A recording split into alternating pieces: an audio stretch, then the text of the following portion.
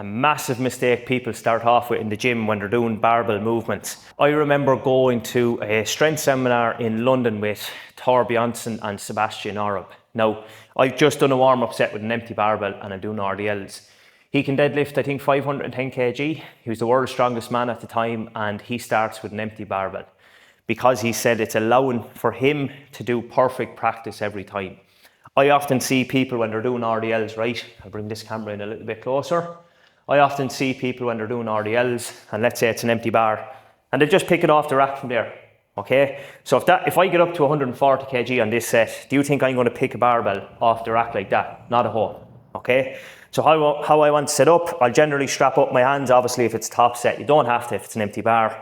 Feet under the bar, and then I'm wedging my hips in and squeezing my glutes, okay? So that bar will just pop off that rack easily, okay? So the bar is coming back to me like that, and then I'm driving my hips through.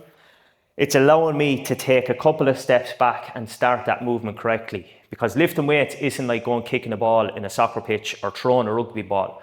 We can't go out and practice that skill as much as we want because weights plays a stressor on our body that we have to back off, adapt from and recover from. And in the gym, it's about what works best, not what we get away with, okay?